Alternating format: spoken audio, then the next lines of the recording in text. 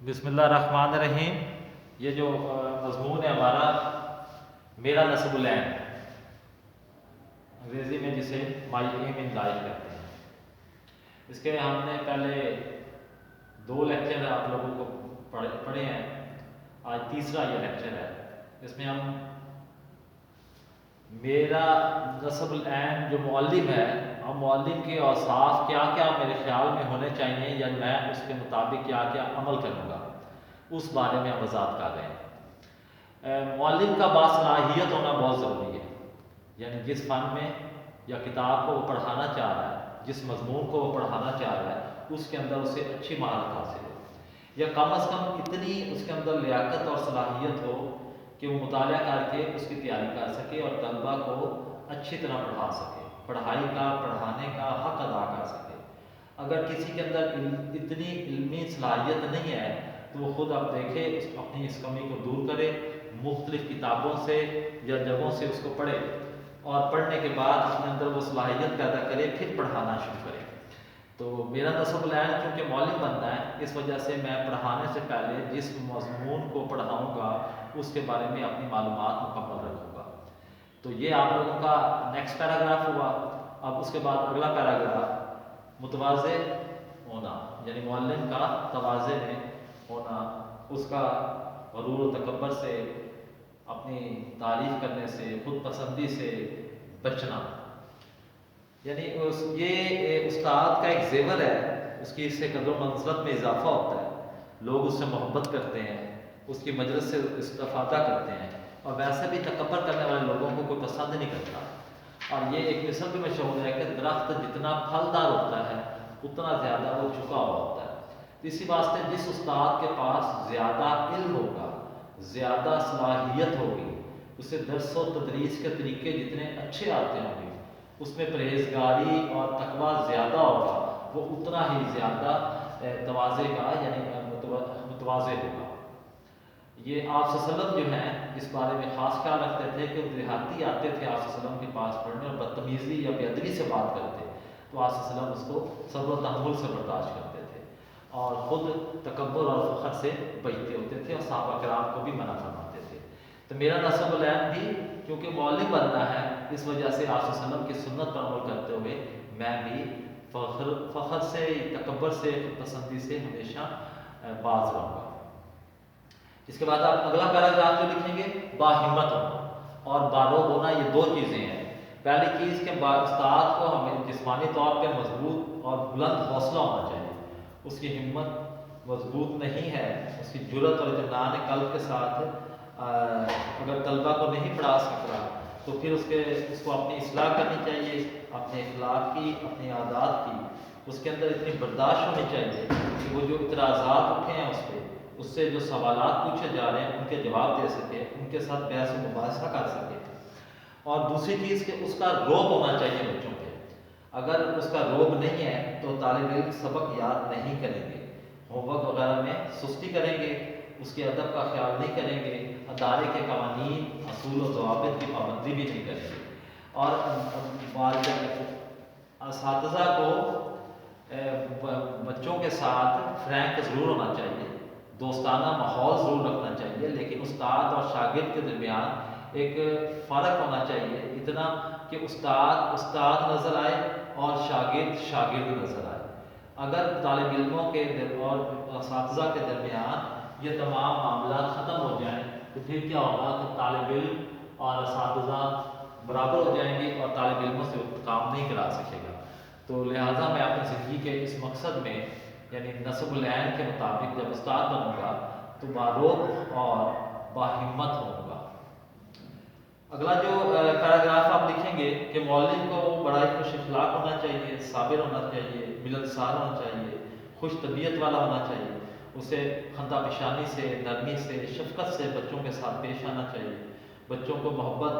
اور پیار سے سمجھانا چاہیے۔ پھر اس کے بعد اگر اس کے بعد بیمار ہے کوئی شاگرد تو اس کی بیمار پرسی کرنی چاہیے، اگر کوئی شاگرد اس کے جا کے گھر اس کا معلوم کرنا چاہیے، اس کی دوائی کا، اس کی صحت کے بارے میں معلوم کرنا چاہیے، کوئی شاگرد غریب ہو تو اس کی مالی مدد کرنی چاہیے، یا کوئی ایسا طریقہ اختیار کرنا چاہیے کہ وہ اس کی مالی مدد ہو سکے۔ تیسرا، اگر کوئی شاگرد پڑھائی میں کمزور ہے تو اس کو سختی نہ کرے، اس پہ اسے نرمی اور پیار سے اس طریقے سے سمجھائے کہ وہ بہتر ہو جائے۔ اس کے بعد جو اگلا پیراگراف ہے وہ آپ نے زبان اور بیان پر قدرت کے حوالے سے بتانا ہے کہ استاد جس نے جو مضمون پڑھانا ہے اسے اس زبان یعنی لینگویج پر پوری قدرت ہونی چاہیے، اسے زبان اور بیان پر قدرت ہونی چاہیے، وہ مضمون طلبہ کے معیار اور حالات کے مطابق اپنے الفاظ اپنا مافی ضمیر بیان کر سکے، وہ اپنی باتوں کو طلبہ کے سامنے اس طرح پیش کرے کہ جلد از جلد وہ بات کو سمجھ جائے، ان کے دماغ اس بات کو قبول کر لیں، ان کے ذہنوں میں اس کی بات پختہ ہو جائے۔ اور دوسری چیز، اس کا جو اسلوب ہے وہ انتہائی خوبصورت اور دلکش ہونا چاہیے، بولنے کا انداز، بات کرنے کا، جملے کی ساخت، الفاظ کا چناؤ، یہ سب کچھ بہت بہترین ہونا چاہیے۔ اور اس کو اتنی استاد کے اندر صلاحیت ہونی چاہیے کہ وہ مختلف پیراؤں میں اپنی باتوں کو سمجھا سکے، وہ الفاظ کی صحیح املا اور تلفظ سے بھی واقف ہونا چاہیے اسے۔ اس کے علاوہ اسے مختلف مثالیں، حکایات، اقوال، آیات، احادیث یہ یاد ہونے چاہیے تاکہ وہ بچوں کو جب سمجھائے تو اس کو آسان طریقے سے مثالوں کے ساتھ واضح کر سکے، نہیں تو بچوں کو سمجھ نہیں آئے گی۔ تو میرا مقصد یا نصب العین یہی ہے کہ میں معلم بنوں تو یہ تمام معاملات پہ، زبان اور بیان پہ میں پوری قدرت حاصل کرنے کی کوشش کروں گا۔ اگلا پیراگراف جو آپ نے لکھنا ہے وہ حالات حاضرہ اور جدید مسائل کے حوالے سے ہے کہ استاد کو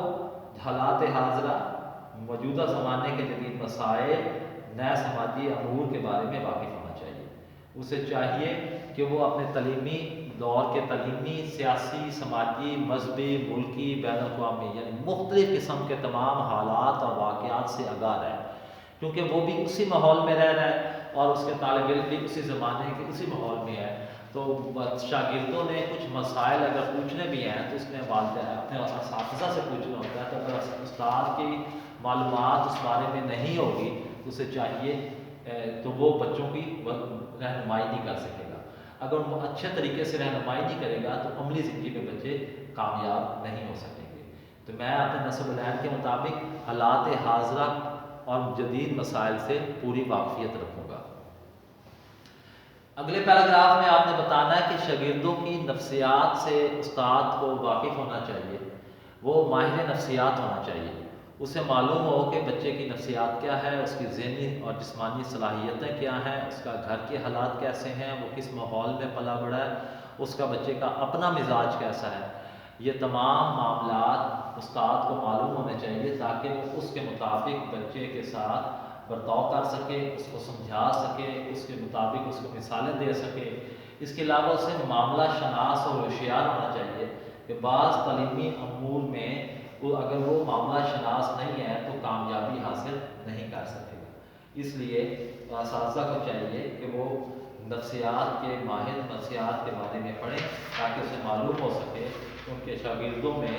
کون کون سی خرابیاں یا پریشانیاں پائی جاتی ہیں، وہ ان پریشانیوں کو دور کرنے کی کوشش کر سکے۔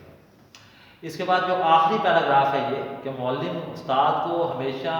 پر امید، رجائیت پسند ہونا چاہیے،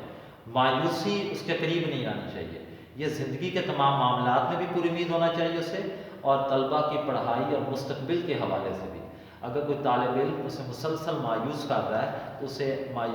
اس طالب علم کی علیحدہ سے رہنمائی کرنی چاہیے، اسے علیحدہ سے علم کی اہمیت کے بارے میں بتانا چاہیے، اسے زندگی کے مسائل بتانے چاہیے، اس کی ہمت افزائی کرنی چاہیے تاکہ اس کے اندر جو مایوسی ہے شاگرد کے اندر وہ ختم ہو جائے اور وہ دنیا میں کامیاب ہو جائے۔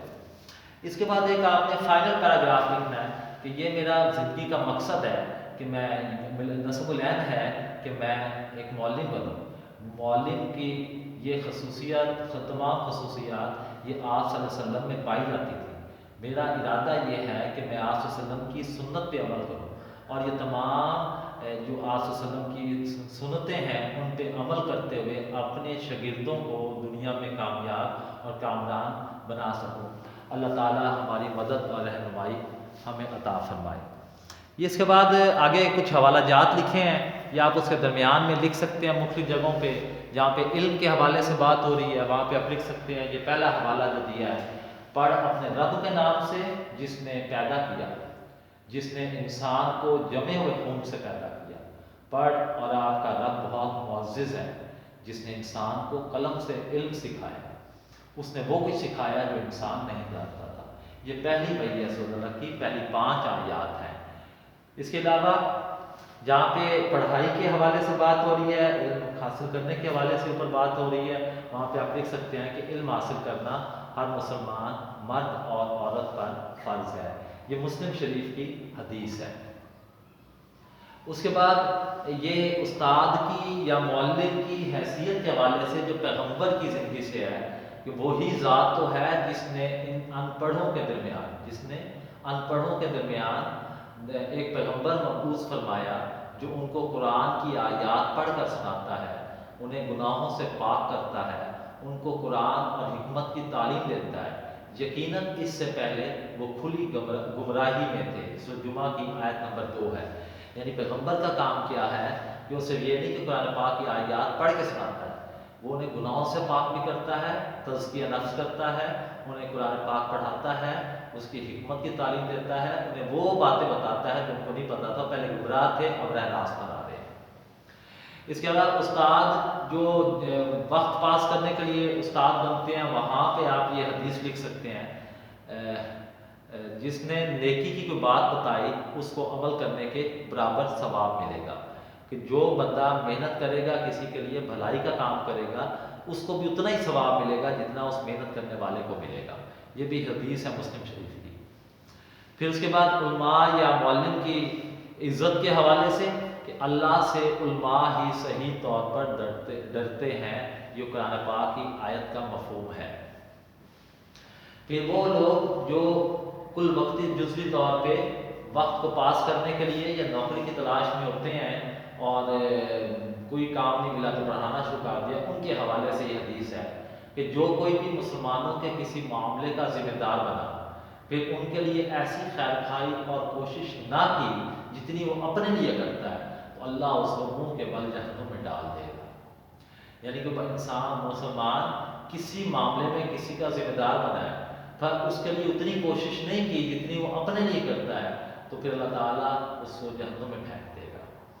یہ کچھ 5 شعر ہیں نیچے، یا مختلف جگہوں پہ لکھ سکتے ہیں۔ یہ پہلا اوپر محنت کے حوالے سے،